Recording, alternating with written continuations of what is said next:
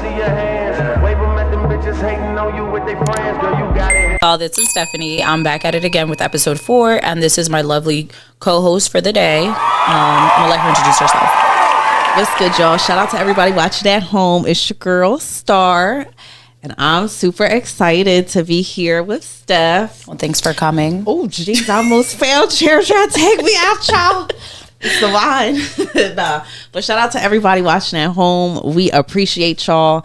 I'm super excited to be here with Steph. We about to get into the tea. We about to talk about all kinds of stuff. So I'm excited. If y'all interested in me, you ain't got to, but you can go follow me on Instagram at Ananajm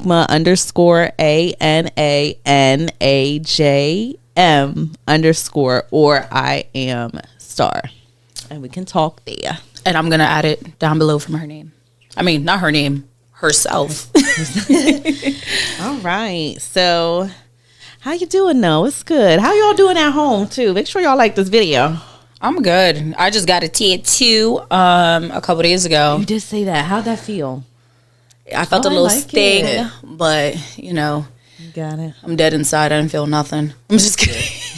I felt a little sting, but as soon as I started talking, I didn't feel a thing. It felt good. You know, like I want to get some. I want another tattoo. I'm just scared. You scared of what? You look at all the tattoos you got on yourself. I don't know. I feel like now that I'm grown and older, certain things that I used to do when I was younger. Look at me talking like I'm an OG or something. Like she got 40 years in the game. Nah, but yeah, I just feel like certain things that I did, because all my tattoos, I was young. I was probably 21 and younger. I'll be 27 this year. So you got any tattoo stories? Tattoo stories? Like good stories, bad stories. I have this tattoo, y'all. I have this tattoo on my thigh, and I'm thinking about actually getting it removed. How big is it? It's like from here to here. You know, remove is like 10 sessions. I thought I could handle it. I was in that Can I curse? I don't know if I can curse. I was in that I was in there crying, wailing. My artist was just looking at me like she was disgusted. You hear me? She was so mad. And she was like, well, you could just come back and then you could just come back. I feel like that'd be better for you. I'm like, You didn't go back? If you let me out, no. That's why I told her, if you let me out this chair, I'm not coming back. So you're going to sit down and you're going to finish this tattoo. Oh my goodness. But yeah, that's tea. I'm kind of scared of needles, even though I got all these piercings. Did you finish the tattoo? I did finish it. Yeah. What is it?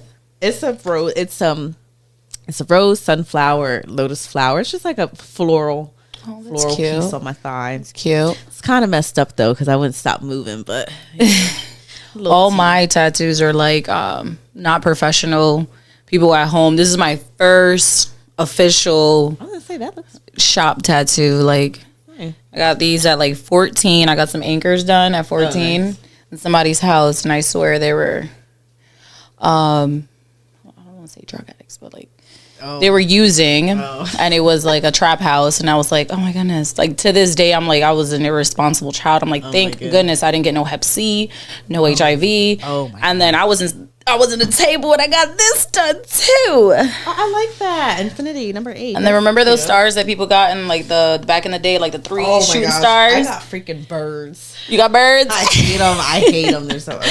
I had some stars, and then when I got my body done, the stars were terrible. Like the stars, you ever like scratch a tattoo or like your tattoo bleeds and it stretches? I swear the star was like this little. It was stretched out, and when I got my body done, the doctor like threw the star away, and I woke up without a star. I was like, oh, thank goodness I did not have a fucking star on me, because it was so bad. Yeah. Like I said, it was on somebody's table. It was horrible. But I'm gonna let you start with the first topic. So that's a little tea. Okay. Speaking of what's tea. All right. How do we feel about? Oh no! Wait. Speaking of what's tea, how do you feel about Glow and JT? How y'all feel about at home? How y'all down below? How y'all feel about that with Glow and JT? You feel like it's secret animosity, and you feel like Glow really hit JT with the purse? She did, and I feel like Glow was standing on business on Twitter. Like, oh God, she said that wig was dusty. They was going in. So do you think it's like secret animosity? I feel like it is. I feel like it's petty. Like Glorilla dropped a song, and I love the song. Like I felt the bars in my soul. Like when she said, like, you know how people don't support you, and like just because we had a situation doesn't mean I don't hate you. Me and you are good. That's what she said about JT, and JT just she ran with that. Yeah, like she was waiting. That be them secret haters. And speak about haters. How you feel about haters? You feel like JT was hating? I don't feel like I don't know. I don't feel like she was hating. She probably like was like, oh, you know, the situation at the club, and then she hears that and was like, oh, like I don't know. I felt like she took it and ran with it, but like I don't think it was secret hate. You think it was hate? Okay. Do you feel like once like your haters already have like an idea of you, they just gonna run with it? Like I feel like there's no point in trying to prove yourself or explain yourself to someone who's already committed to misunderstanding y'all. But make sure y'all take note of that at home. Y'all don't have to explain yourselves to nobody who was already committed to misunderstanding you. It's just not even worth it. Certain things are above, and there's certain things that are below us. And haters, we don't entertain haters. Let's dive into the essential elements of a healthy and successful relationship. What do you think? What makes a healthy relationship? Oh, that's a good one. I feel like when you got a good partner that has your back. And I feel like this is all the way around the board too, like with even like platonic and intimate, even like siblingship. I feel like the most important thing when it comes to foundation is respect and honesty. Respect is like a big thing, and you know, people will treat you how you allow them, right? So I feel like respect is a big thing just in any umbrella of a relationship, platonic, intimate, siblingship, whatever it is. If you ain't got no respect, that's a big one. You can't come back if you disrespect me too. Navigating adult friendships. Discuss the challenges and joys of maintaining friendships as we get older. So maintaining this is a good one. How to maintain good essentially like maintain good friendships, healthy friendships. I think the number one key to maintaining a healthy friendship, in my personal experience, unfortunately, that girl tricked herself out her spot. I'm being petty. Oh my God, I'm sorry. Lord, forgive me. I'm sorry. But I was in a very long friendship for like 13 years. We were great friends. And then she, kind of showed her true colors. And with time, that's what I've noticed with friends. With time, true colors definitely do get shown. But we were very cool friends. I still think about her to this day. I still got love for her. It's always love. But sometimes you got to know when to separate yourself. But in our relationship, we were really cool. And one thing, at least that I thought, we had, respect and always keeping in touch. I feel like that's one thing that really lets you know that you have a strong friendship. Always keeping in touch. It doesn't matter if you go years without talking or if you go weeks without talking. Y'all can always pick back up like you never dropped or left off. Or, I don't know. What's a real friend to you? When when they have your back when you're not in the room. Period. What else? I feel like when they're there for you, your lowest moments. What else do you think?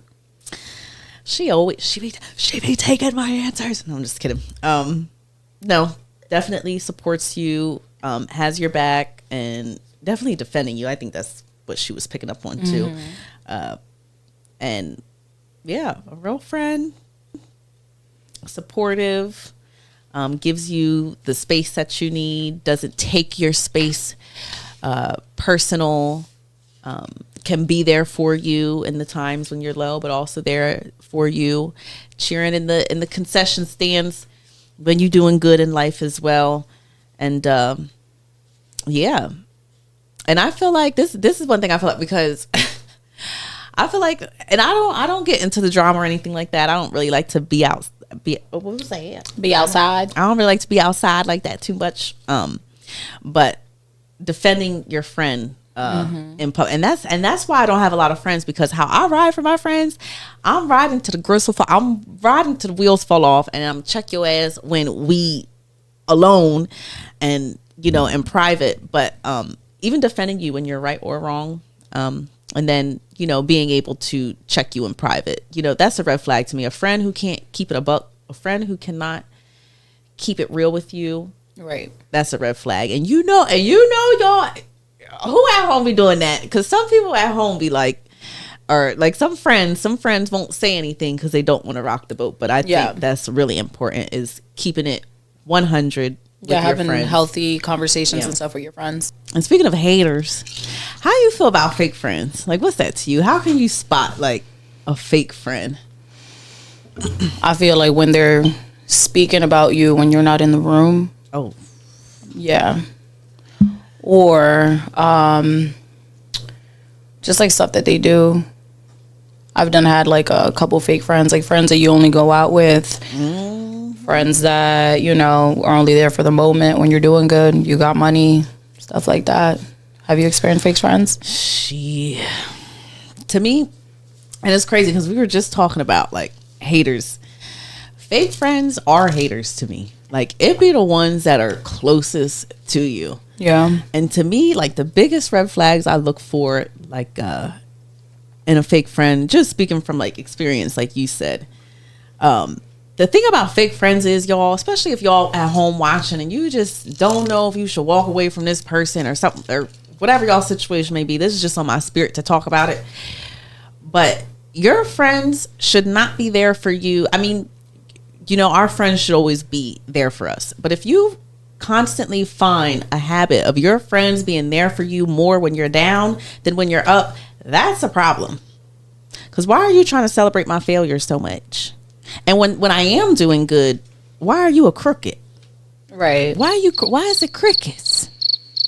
Or they're mad because you're doing good. Yeah. And then like, the friends that want to, the friends that want to be just like you. Like, for me, that's a red flag.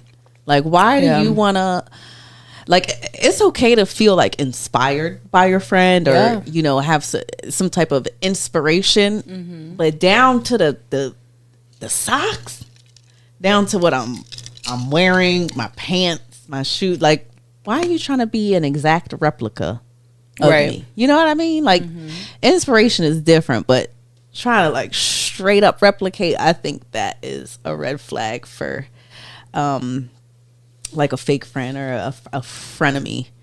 And another thing that I want to point out there for y'all at home that are listening about fake friends is, when you bring something up, when you bring some type of goal or dream of yours up and they try to downplay it, or they try to tell you, oh, be realistic, right?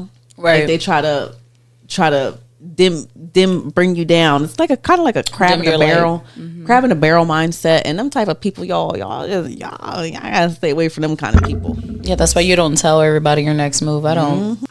I'm gonna bring the mood up. So, how would you use your 3 wishes from a genie? I'm gonna start. I know money doesn't bring all happiness, but I wish I had more money. I could travel more. And I don't know, what would be my last one? I think that's it, because I feel like I'm happy. I'm good where I'm at in life. Right. Or would you use your 3? All right, that's a good one. I would use, this is going to sound weird, but I would use one of my wishes to be able to be like a genius, like smart. In any and every category. I'm talking business, legal, stocks, markets. I mean, just be a genius. And then my second wish would be to get a lump sum of money. Yeah, just give me $1 million. Let me show you. Feed the kids in the world. That would be the last one. But yeah. Give me a lump sum of money. All I need is $1 million. Give me $1 million. Let me show you what I do with it by tomorrow. And probably genius, so I can learn any skill in the world. Money, a lump sum of money, and my soulmate whenever he's supposed to be here. I'm just kidding. I ain't looking, y'all. I ain't looking. But yeah, those are my 3 friends. Now that we got the fake friends and the secret enemies, how would you define a real friend? A real friend. I'm sorry. Drank a little bit too much wine. I feel like a real friend is a friend that has your back when you're not around, who supports you in everything that you do, who, understands you, will be there, will drop anything, what they're doing to be there for you. I feel like that's a real friend. Okay. All right. For me, a lot of what she said, I'm going to piggyback off of what she said. Those are sample facts, though. Yeah. But, yeah, just supportive and just really, really understanding, has your back. Like she said, I don't know for real. She answered all of them. She took all my answers. No, I'm just kidding. Yeah, that's really it. That's what I think makes a real friend. Mm-hmm. Someone, I feel like also people, like in my personal experience, not having to force relationships. Yeah. I feel like when you have to force, where it's just like awkward, like you can't just have awkward silence. It's not awkward, or, why do we always have to spend money every time we want to hang out? Like we can't just chill in the house and eat a dinner or cook something together, or, watch baddies. I like little baddies. My little daily dose. Zeus going up. No, I'm just kidding.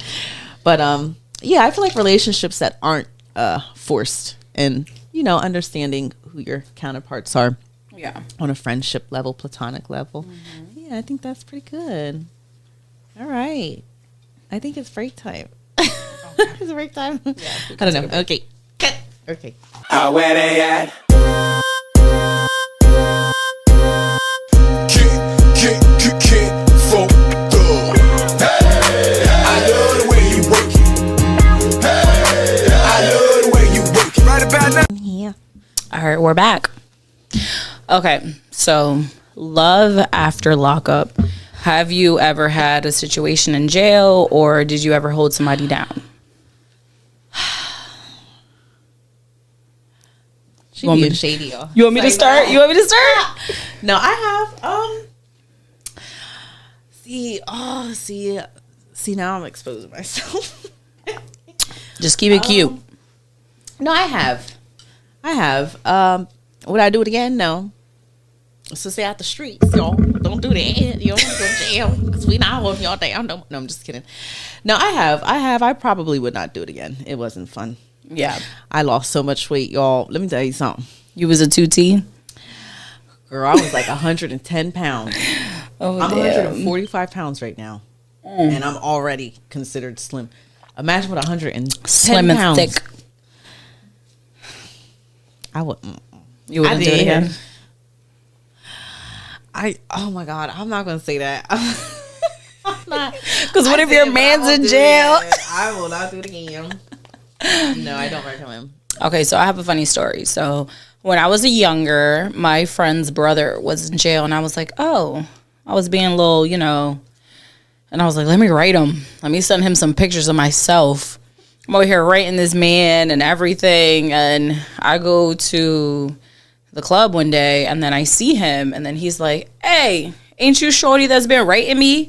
I'm like, he all tatted up, face, neck, arms. I'm all scared. I'm like, oh, nah, this not me. And I go and I run. I'm like, no, this is not me. It was all fun and games until I see him in person. Oh, so that's my funny, jail story. Hilarious. That's T. Go ahead. You want to start again? So we're going to go on to the next section, which is called What Would You Do? Everybody at home, shout out to y'all. Let me know what y'all would do in the comments. Let us know. So, okay, this is the first one. This segment is called What Would You Do? So, Steph, a man invites you out to eat. go out, dates going good, and then bam, he say he left his wallet home and wants you to pay. What you doing? What would you do? Well, I only carry lipstick in my purse, so I guess we gonna scrub them dishes because I'm not paying. But if I have to pay, it is what it is, and I'm never going out with you again because why would you expect me to pay? You know, like, not to say there's gender roles and everything, because if I want to treat you, I want to treat you. But if you ask me to go out and you expect me to pay, no, because we could go eat at Wendy's. I don't have no preference. Like, you don't have to take me somewhere if you can't afford it. Right. Or just let me know if you want to go half. I don't mind it. I agree. Tell you something.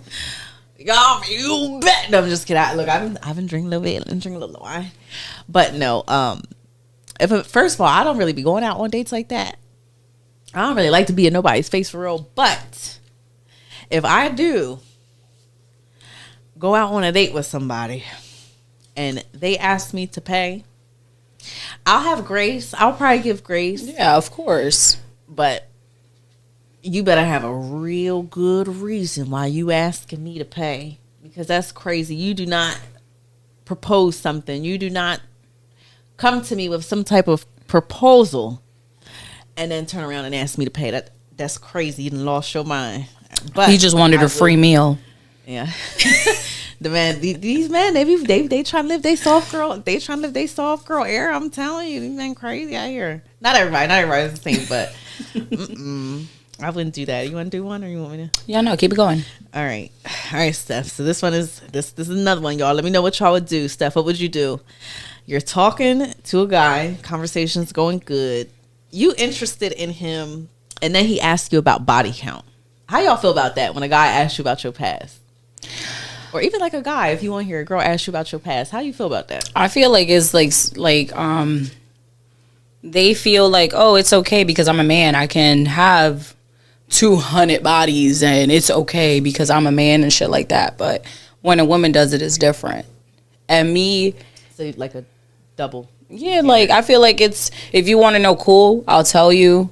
But once I hear that you have like 200 plus bodies, I'm going to look at you like you're disgusting. You're like a walking STD. I don't want to know your body count. Me personally, I don't care. Man. I don't want to know. But I've heard men say, oh, if she has so-and-so body count, she's a hoe. But, you know, or a man can have 200 body counts, but a female can't have 50 or 30. Like, if a woman's in her 30s and 40s, I don't expect her to have less than 30. Like, if she's a single woman. Right. But that's just me. I agree. Honestly, I'm at a point in life where I don't really have regrets because, yeah, I did it and what. But I'm not trying to say I've been around the block or anything like that. But no, I don't really feel like body count matters. And honestly, what you want to know for? Why? You in my business? Please don't do that. Which one? I feel like I don't like that. To label you, to shame you. Why does it matter? Just know I'm here. We in the game. Why does it matter what my body count is? I mean, I would tell if it's someone I'm very like serious with, and they ask, I'll be honest because I do believe in honesty and transparency because that makes a strong foundation, right? Honesty. But it would kind of irritate me a little bit. Right. Why do you care? Yeah. But I don't know that. Maybe that's just. Would you want to know his body count if he asked for yours? No, I don't give a fuck what you. I don't want to know.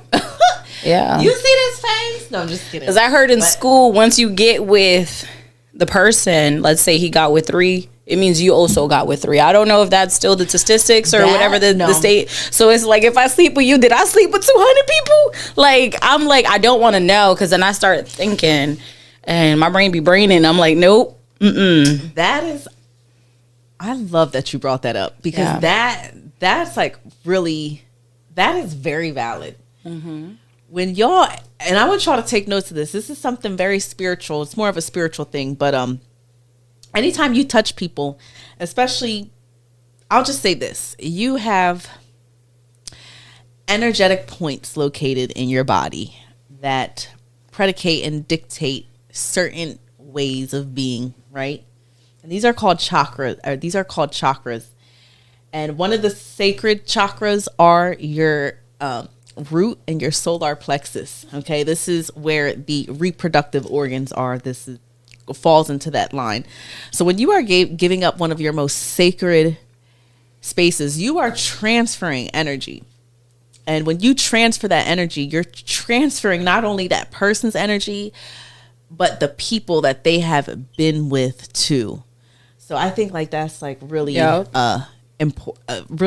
really important. That's why it's important that we're doing like cord cuttings and, you know, removing like soul ties and things of that nature, because you don't want to keep that energy. All right, energy can't be destroyed; it can only be transferred. So careful where we putting that sacral and that sacred energy. Let me go on in. Okay, so friendships and mental health. Discuss the impact of friendships and mental well-being and ways to support your friends in need. Remember, friendships are an important part of our lives. So I'm gonna start, and I feel like so when you're discussing mental health with your friends, like I'm Hispanic, I'm Dominican, so I come from people saying, "Oh, don't say your feelings. Don't." I just recently came out with my story, and I had people say, "Oh, you know, protect the predator," or stop saying stuff like that. So I feel like when you're discussing your mental health, think about you. Don't think about the other person. If saying your story expresses yourself, people around you should have your back. And when you're expressing how you feel, like lately I've been feeling like, bitch, I'm drowning. And people be like, well, you have a great life. You have an amazing life. Well, I have to also remember I have a past. I have stuff that I went through in life that was very, hard, and I even went to the baby jail that I'm going to speak about in like another topic of my podcast in another episode. So I've come through a lot. So when people, they have to, watch their words and how they say stuff, because if you're my friend, you need to either have my back, watch what you say, and, just don't think about yourself when you're discussing mental health about your friend. Be like, okay, you're good. Tell me your feelings. If you're sad, okay, bitch, I want to be sad with you. Like, how do you feel? I mean, I think that's really important. One thing about me, though, is we are all, y'all at home, we are all a soul embodying a human experience. And with the experience, it comes emotions. It comes with experiencing all emotions. Like I said, I'm big on always uplifting my friend, but mental health is just really important, because you never know, like we were talking about earlier, you never know what people go through, essentially, and I think it's really important that we do feel our emotions and not necessarily run from them.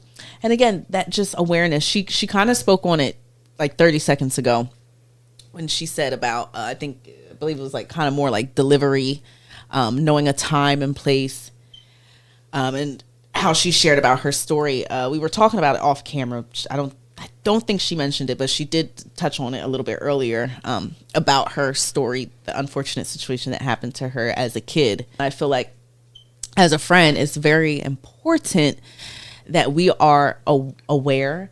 I don't believe in changing our friends. I do believe in uplifting. And this is just all the way around the board. Intimately, platonically, siblingship, anything like that. I don't believe in changing our friends, but I do believe there is an awareness.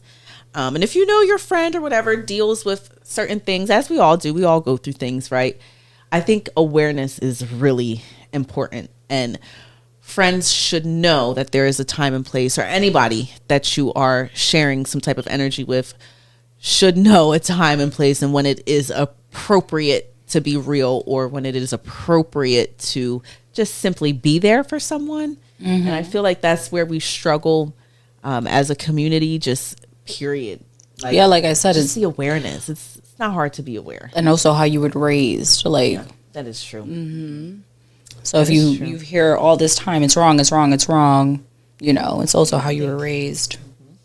You want to say another topic? Yes. So for the last part of what would you do, y'all, what would you do if you're a guy? Take it vice versa, but let us know down below. What would you do? All right, ladies, guys, you're out. Well, guys, y'all, this ain't for y'all. Okay, this is for the ladies because for whatever reason, I don't know what this is, what's swirling around the internet, but we got to be a beacon of light in the world of darkness. So, you talking to a guy, all right, you liking him, you feeling him, and then he asks you, "What do you bring to?" Hold on, let me take a sip. Let me relax. He asks you, what do you bring to the table? How do you feel about that? How do you respond? Baby, I am the table. Like, no. Oh, that's it. How do you feel? Me, honestly,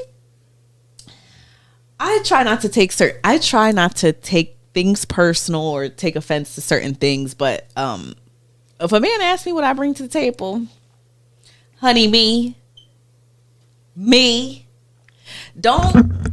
Fellas, let me tell you something, and I'm gonna talk real close to the camera. Don't go on no date. Don't, especially if it's early on, you're talking to someone. Don't ask a woman what she brings to the table. Don't do that. And I get it because I look at it as I look at a man asking what you bring to the table as far as who you are as a person. So I think we've kind of brought that kind of out of context. Because what you bring to the table is pretty much like what your characteristics are. But I feel like it's the intent behind modern society and what the agenda they're trying to push. So it kind of like triggers me a little bit and kind of like pisses me off a little bit.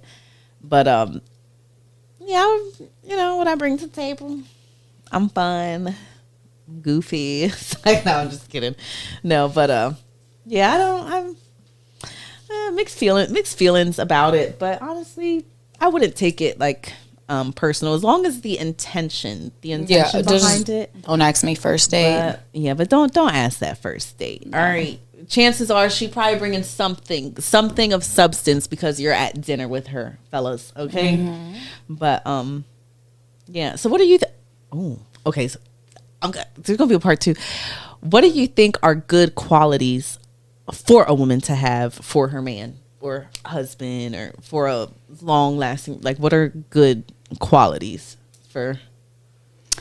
I feel like support. And me, I love to cook a good meal. Like, I didn't know how to cook until like I was like 18 years old, but I definitely like to cook a nice meal and bring it to the table. I also like to have my own thing. I feel like I don't know if I have like ADHD or like if I do. I come from not having much growing up, but I feel like I always need to do something. I always got to have my brain going. So, girl, like, I feel like I do gardening, I do business, I do so much stuff. Like, you have a garden? I have a garden, girl. I grow strawberries, cucumbers.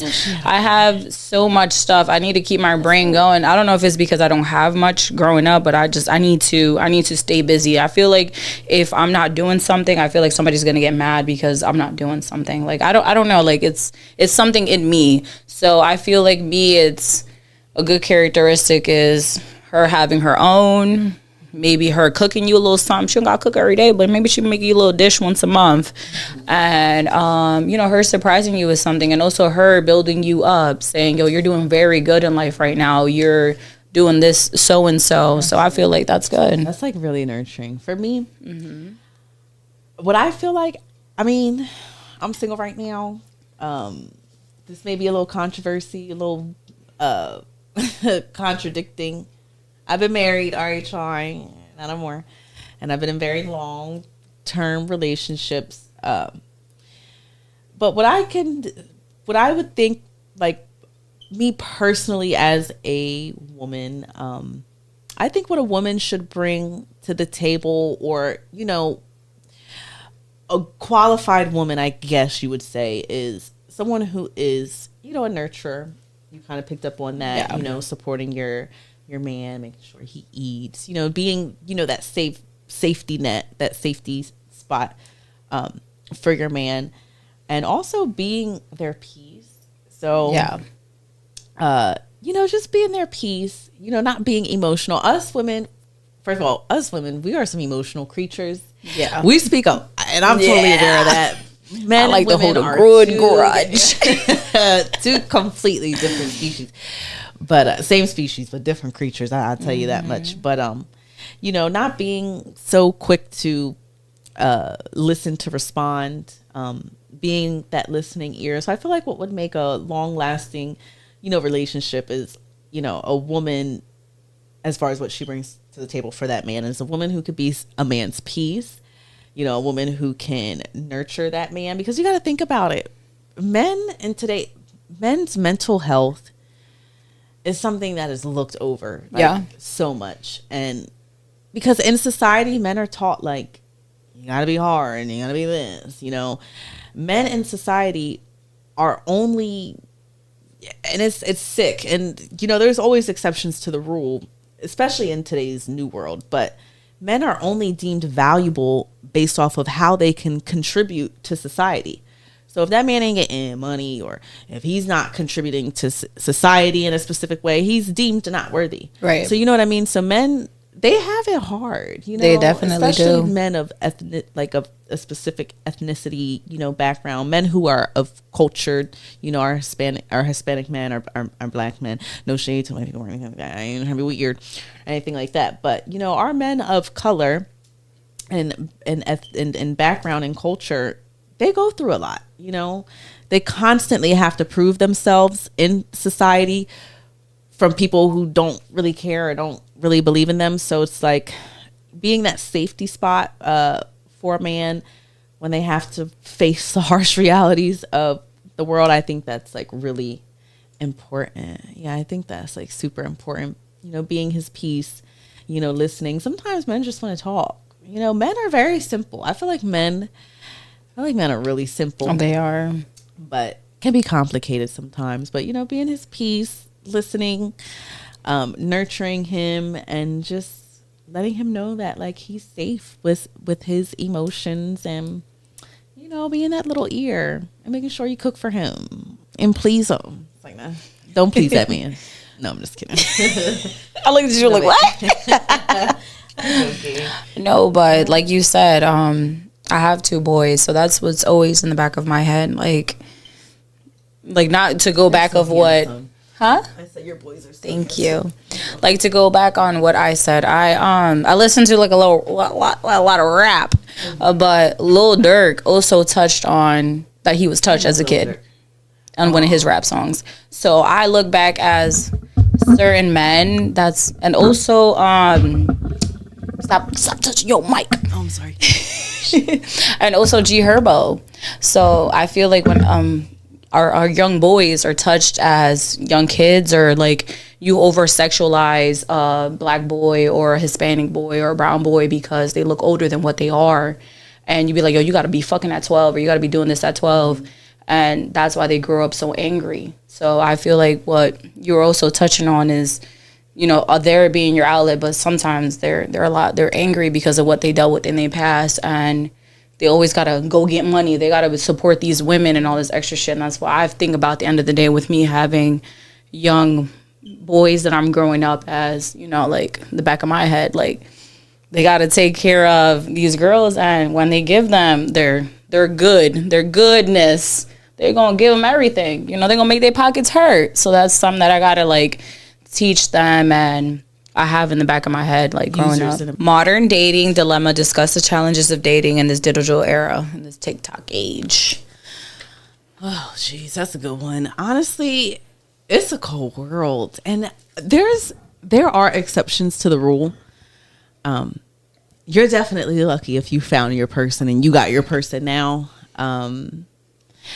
But the problem is with modern dating and like just with social media is everything is so accessible.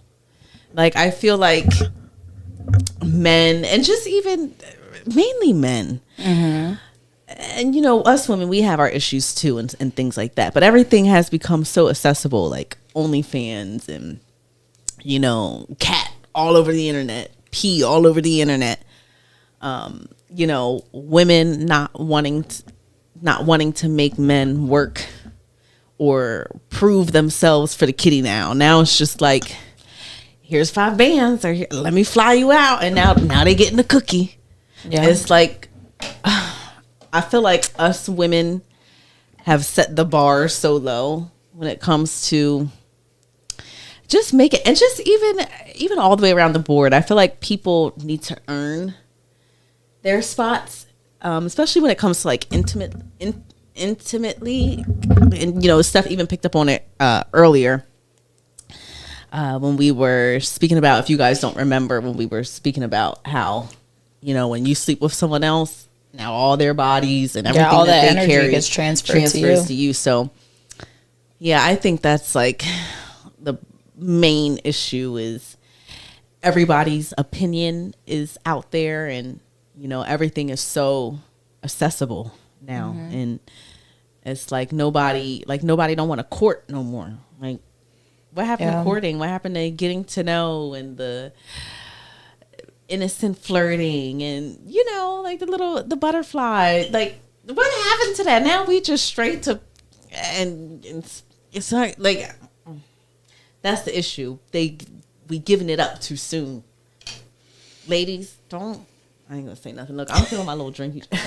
I'm feeling my drinky drink a little bit. Let me cut. Oh, we got shots in it. Look, my ADHD, my bad. Oh shit! No, it's fine. Don't touch that. We'll touch it later. We still have like five cards. I'm trying to go through. What do you think? But I met my husband in one of them little dating apps. So yeah, like me and my homegirls was like, oh, let's start dating these guys on these dating apps, and that was the thing back then.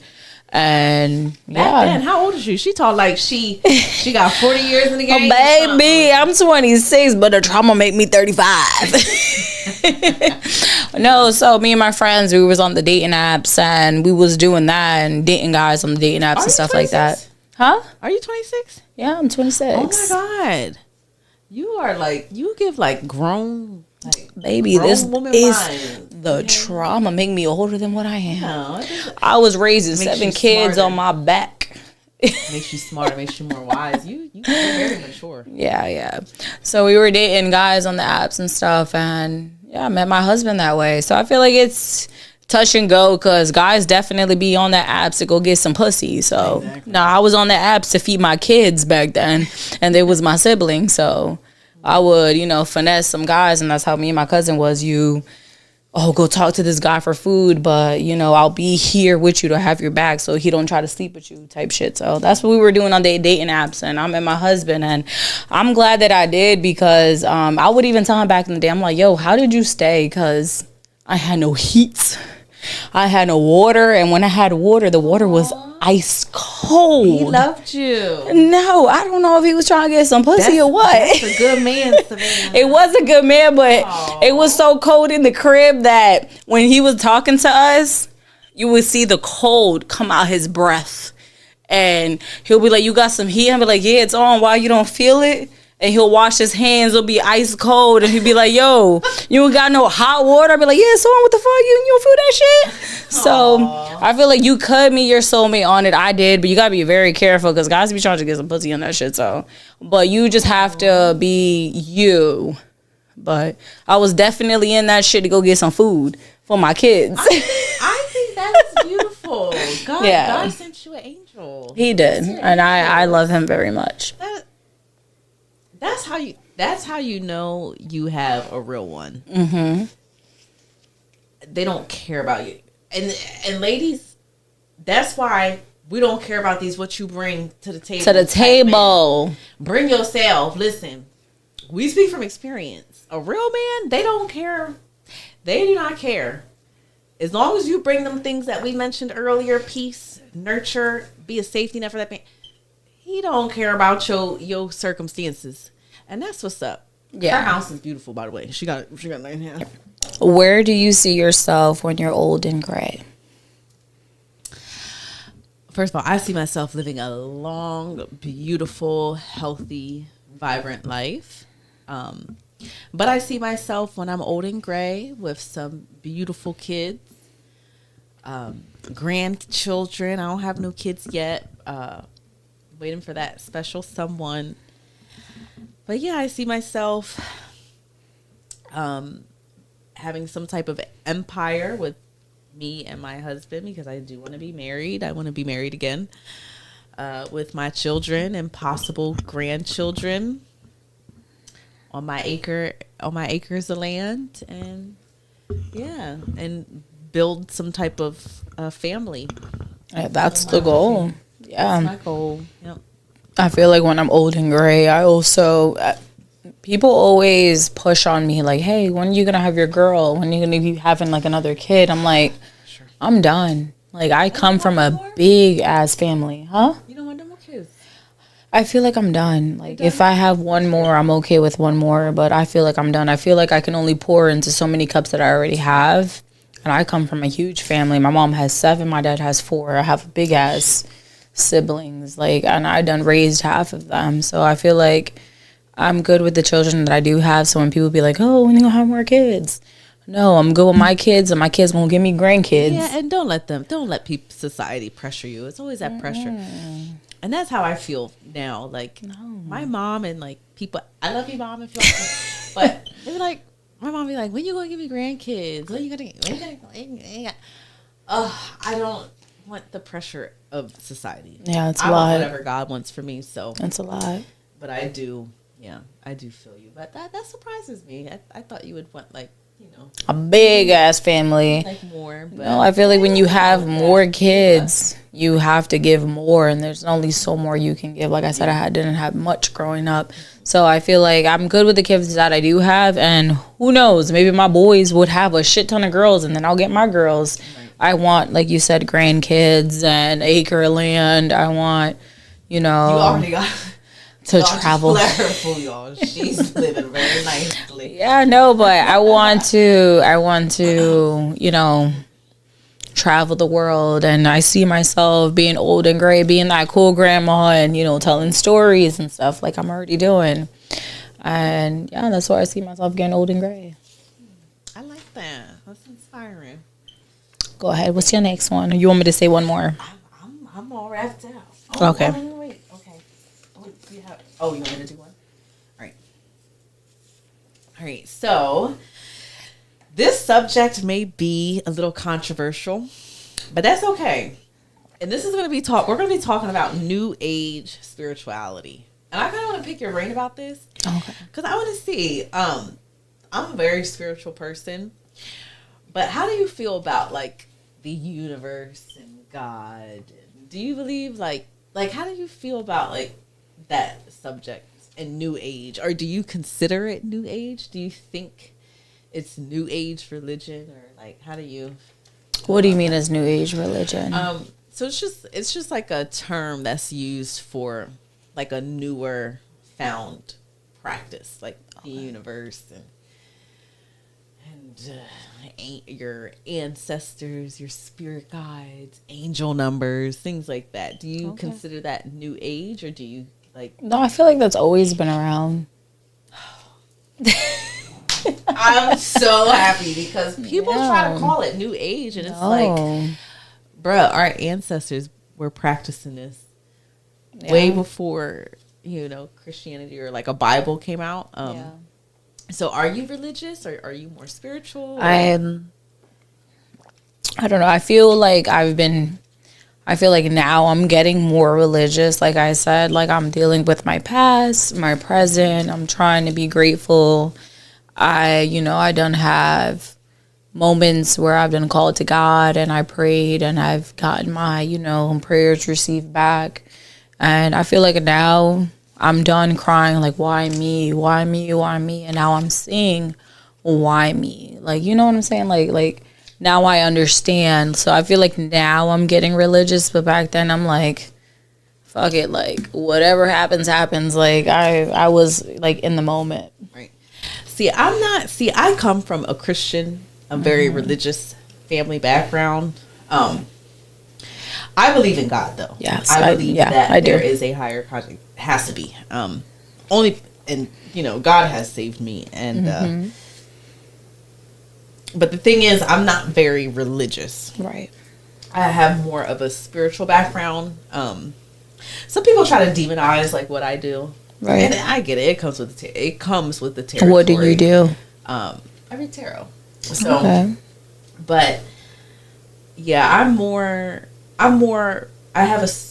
spiritual. My understanding of God is different. Right. God is in you. You were made in the image of God, and He's all around us. So Right. I always encourage people to build a relationship with God, but I'm not necessarily on the religious side. How I look at, spiritual or religious background, or your preference, or what it is you subscribe to, is just different. My understanding is different. I look at it like working out. You got people who CrossFit, you got people who do calisthenics, you got people who are power lifters, you got people who are bodybuilders, you got people who like to do light weights. I mean, everybody has something that works for them. As long as we know that God is real and everything is connected and everything can coexist, then I feel like we would be much more unified as a community, or even like a species. Yeah. But I'm more spiritual. I'm not religious, but I do definitely believe in God. And God is God. He's amazing. He saved me. We got a real good relationship. But It took a lot of me. Like, there would be like nights, like growing up, teenager. I think I found out like at 12 years old that when you die, you die. And I used to just be like crying at night, like, fuck, I'm gonna die one fucking day. Like, you don't though. yeah, bitch, that shit used to terrify me, but now I found peace. Now, like I said, I prayed, I cried, I found my answers. Like, girl, don't. I felt like low key I was an atheist back then. Like, all right, we die, we're done. It's on to the next person. That's how I felt back then. So you don't believe like this is just a vessel carrying your soul? Now I do. Now. Okay. I felt like I was just dark. I was just gone. Okay. So, how do you feel about magic? Do you think magic is real? Girl, yeah, I'm Dominican. What you mean? Okay. My daddy got that magic put on him. Yeah, I believe in magic. Magic is definitely real. I don't dibble and dabble in it. I done seen it. I don't dibble and dabble in it. Magic it backfires, and wisdom and nature are one of the same. And it's just like this. If you are in a bad relationship and that person is manipulating you, there's only amount of time that you're going to catch on to the manipulation and you're going to leave. It's all about intention. So for me, people who do magic, and I could be wrong, this is just my personal opinion, so don't come for me in the comments, but magic is a form of manipulating energy. It is a manipulation to energy, so it backfires. I seen somebody put some magic in a brown paper bag with baby food under their bed because they wanted their baby daddy to stay with them. I done seen it. People crazy. And then supposedly my dad got some magic put on him because he just be stuck. It be working. That's why you gotta build a relationship with God, because God will protect you from that. I'm telling you. So, manifestations. How do you feel about manifestation? Do you feel like manifestation is true? I feel like yes. I feel like if you put out into the universe that you want to do something, or your next step in life, if you keep saying it, you're gonna be okay. Yeah, manifestation is real. Let me tell y'all a little about manifestation. A manifestation, to manifest, because people try to say, oh, you gotta think about God. Manifestation is an action word. It has nothing to do with religion. It has nothing to do with your spiritual orientation, your religious background. It has nothing to do with that. A manifestation is a thought that you bring to a physical state. Everything happens on a spiritual level. So when God puts a seed, all it takes is a mustard seed. When God puts a seed, or when you plant some type of seed in your mind, it's already proof that it's yours. So if you can see it, if you can envision it, it's already proof that it's yours. And manifestation is only an action word of bringing a thought into physical 3D form that you can actually touch. So I hate when people try to talk down on manifestation. That's the devil. You can't do that. Manifestation is an action word. It's bringing a thought. It's bringing a visualization Right. into fruition. So yeah, the more you know. And do you believe in ghosts? I do. I do too. Hell no. I do. I lived in, my people from Lebanon would know. I lived by the middle school, and there'll be days where I will pick my little sister up and I'll bring her upstairs because doors will be slamming up and down, up and down, up and down. And I'll be in the basement and the doors will just be slamming by themselves. And half of these houses, or these old houses, are built on cemeteries. So I feel like I do believe in ghosts. I feel like, yes, if you're not, unsettled in this lifetime, you are finished what you have left here. So I do believe in ghosts. I feel like there's demons out here trying to, yeah, I have my experiences with ghosts. The demons be the closest ones to you. Mm-hmm. I believe in ghosts because I've had several experiences with ghosts, especially when I was a kid. When I was a kid, I could see them. Yeah. Like, I used to talk, and I remember vividly. I remember my mom used to be like, Star, who the hell are you talking to? And I'm like, what's the name right there? I remember vividly. I used to talk and see people amongst other people around me, and reminiscing back and reflecting back now, those were freaking ghosts, right? Like, I could see and talk to ghosts. My gift is a little different now. I'm more like clairvoyant and things of that nature, and I get things through vision, touch, senses, and stuff like that. But yeah, I don't have the ability to see ghosts anymore, but I have the ability to talk to them, just because I am tapped into that higher consciousness of me. But some people don't believe in ghosts, and for the people at home watching, I want to give you something just for your mind to ponder on. We live in multiple dimensions, all right? I ain't gonna get too deep, but ghosts are real. It has been proven through your government. Look it up, all right? But there are other dimensions that do exist. Just because you can't see something does not mean that it's not there. So I'm going to give you an example. Everything vibrates. This table vibrates. I'm vibrating. Steph is vibrating. Things vibrate at a certain frequency and hertz, which is able to make it solidified. So the eyes can only see up to a few hundred hertz, which is the percentage in which something is vibrating that makes it solidified. So the eyes can only see up to a certain 100, and your ears can hear up to 20,000 hertz. Okay? Your eyes can hear up to 20,000 hertz. Your ears can hear up to 20,000 hertz, and your eyes can only hear up to a couple of hundred. What does that tell you? Your eyes can't see certain things, but your ears can. Yeah. And kids, they're so innocent that they're able to have access and to see higher vibrating things, which are like ghosts, because, they're not solidified. They aren't matter, but they do vibrate. Mm-hmm. So this is why people can hear ghosts or hear things, or right. You know how like when you hear something but you don't see it, right? Or you feel like you're being watched but you don't see it. Mm-hmm.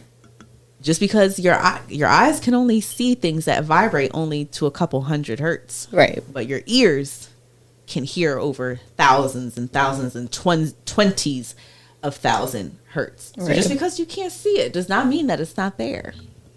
So I believe that ghosts are real. I had my experiences with ghosts. Energy does not die. It transfers. So just because the physical... And then I also do feel like your ancestors past, you also feel in your past. Yep. Like now I feel like I'm Dominican American. I was so in tune with Black culture. Now I'm finding out my Dominican culture. I'm finding out that fucking Dominican Republic had a dictator. He was over here killing Dominican people because they were so Black and stuff like that. Like, I'm finding out my culture. So I feel in tune with my ancestors' cultures and stuff like that. Like, I feel I feel intact. I'm a little tipsy. She got me out here at the bed. All right, let's say one more topic before we jump into these games. All right, love in different cultures, exploring how love and relationships are perspective in different cultures. Have you ever dated somebody in a different culture than you? Y'all don't come for me in the comments because I don't know. Every like black man I've dated, and I haven't really been around. I've only had a few few relationships that I've been in. But it's like every black man that I've dated, they always felt some type of way that I dated white men. You dated a white man? Yeah. I dated one white man. I'm married to a white man. Oh, well, you I was are? married. I You was married to a white man. Okay. But he treated me good. Yeah. I don't know. The white man I dated was broke. He gave me some earrings and wore them same earrings. I was like, Wait, you got your earrings in the warm? wore them like a bad bitch. You then trying to be an Aesop. Mm-hmm. But okay, yeah. I mean, my white boyfriend, he was cool. He was alright, but I was young and I don't want to say it like that. He's a good guy, and we're still friends to this day. I mean, I don't talk to him like crazy like that, but I have nothing bad to say about him. He worshipped the ground I walked on. That's great. Every man I've been with always had respect for me. So he was a good guy. It's just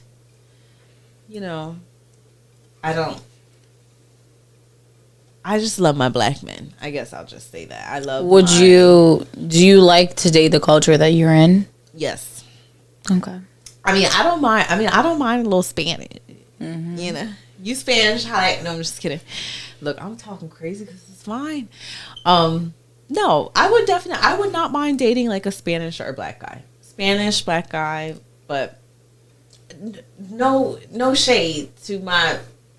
My mom's side of the family, they white. Okay, I'm black, white, and Indian, but black, German. My mom's side of the family, they're German, they're Dutch. They're I didn't know that. They white folk. You see them, you definitely tell. But yeah, I mean, it's a part of my culture. But what's that saying? Nico? Once you go. You never go what? I don't know what it, but yeah, I love my black men. I do. Do you feel like you can relate to certain experiences? Yeah, I see the thing that I struggled with I guess dating outside of my race, outside of the races that were mentioned. So when it comes to like, Caucasian or like white, I feel like, and there's always exceptions to the rules, so don't quote me, y'all, or don't be offended by what I'm about to say, because I don't want to offend anybody, but I feel like they can't relate. I feel like to that some either. of the struggles that we go through,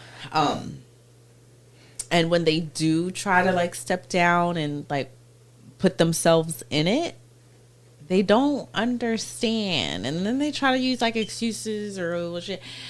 But you don't understand the profiling, and you don't understand the prejudice. And I feel like that's kind of where I've always like. I feel like after George Floyd was like choked out, I feel like I got really angry. Like That broke up my best friendship. I don't know why. 14-year friendship I had. I don't know why. I don't know if it's. I don't know. I feel like, I don't know if it's because of this big nose and this curly hair that I rock sometimes, but I feel like I identify with my black friends and family. But when George Floyd was choked out, I was so angry. Like, when certain Hispanic people would say the N-word, I was like, shut the fuck up. Like, well, not only that, and that's why I don't understand, because I feel like there's such a huge separation. And it's not. If anything, I feel like Spanish people and black people are we're locked in. We are closer, but I feel like there's always that little push of separation. Like, I remember one time I went to a Spanish store, And I always get mistaken for Dominican. People always swear I'm Dominican. And I went to the Spanish store to go get food.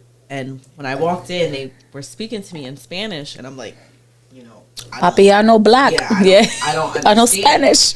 And when I told them that I Yeah. did not, like, I was black and I didn't understand Spanish, their whole attitude towards Changed. me, disrespectful. Like, they didn't even, like, and I'm big on energy. Like, I can read energy. So it's like how they treated me after they made the assumption that I was Spanish. Right. And was trying to speak to me in Spanish. How they treated me, how they were handling my food. It was just, like, different. Do you think, like, there is a prejudice in the Spanish community when it comes to, like, Dominicans and Afro-Latinas? I feel like, yes, there is, but this new generation they're putting a stop to it, and they are putting, like, you know, to their new, I'm not sure if I'm saying this right, but Trinidino, you know, background, and we are mixed with African, Native American, and Black, and Spanish, but I feel like with our background, with our family members saying, no, we know black. Like, I feel like we are coming down to it. So, yeah, there was the older generation will be like, you call me moreno. No, I'm no moreno. Like, I'm no black. So I feel like this new generation, we are coming back. Though. We're coming back to it. Big nose and the colors, and I don't know. But, yeah, I'll never forget that. I remember I went into a Spanish store, and they were speaking to me in Spanish. I'm black. I don't understand that. Their whole attitude towards me changed. There are some settings that I do remember. You know, I gave them grace. I get it. I understand, but I kind of felt some type of way a little bit because now that I'm finding out, my background is they was killing Dominicans because they was too dark. So I was so in tune with black culture, I didn't care to learn my culture because I was, like I said, I'm American Dominican. So now I'm learning my culture. So my generation was, you know, now we don't want to be too dark. Like, you know, so I am learning, you know, the black culture and my Dominican culture. So yeah, there are some generations. I feel like this new generation, we're getting in tune. We're like, we know we black, we're Dominican, we're fucking, you know, Hispanic, but we also have that, you know, we're African in the back. That's what I feel like. But there's also some white Dominicans I feel like they're not black, but I feel like I'm black. Girl, this big nose will tell me I got some in the background. crazy. I heard Cinco de Mayo coming up, senoritas, so let me show you how to make a spicy margarita. All you're gonna need is a little jalapenos and some lime juice.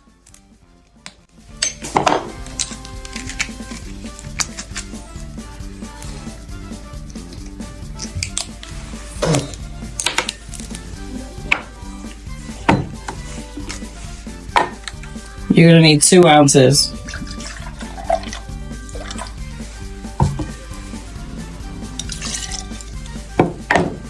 Two ounces of triple sec. Simple syrup. I always say triple sec.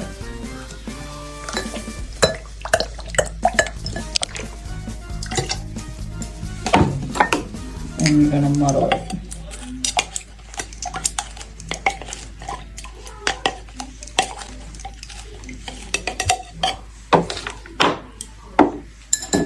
And then you're gonna need 2 ounces of tequila. Ooh. 3.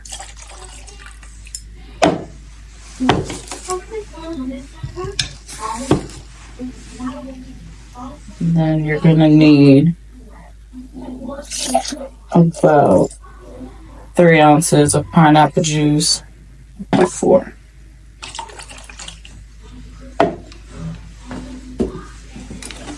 And you shake it.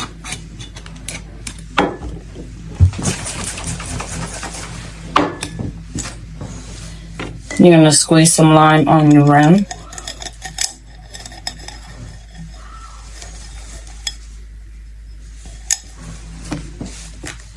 And you're gonna put some tahini on your rim.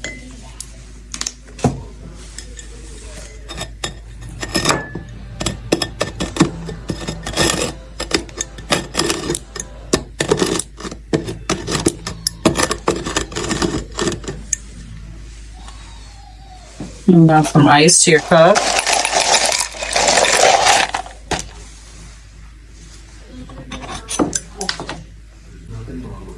Jalapenos as well.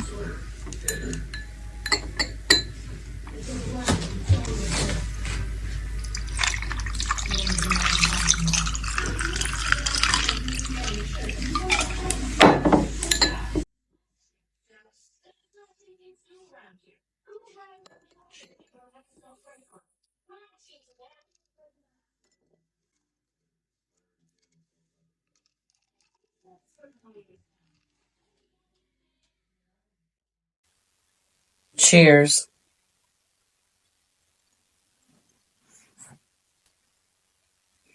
Spicy margarita.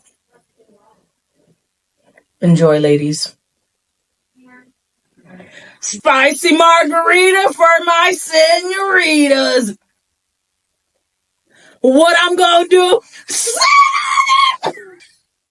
So we're getting to the end of the podcast. I want to say thank you for everybody that's been watching. And do you have anything to say? Shout out to the viewers at home. We appreciate y'all. And say thank you so much for having me here. It was a ball. She's amazing, y'all. Thank you for having me here. Hopefully I can come back one of these days. It was fun. But shout out to all the viewers at home that are watching and supporting. I appreciate y'all. I'm sure Steph does. And I also appreciate her for allowing me to be here, giving me the grace to step on here. So I don't think I have anything else to say. Nothing else. Thank you for coming on. My pleasure. All right. Stay tuned for next week's episode. Bye.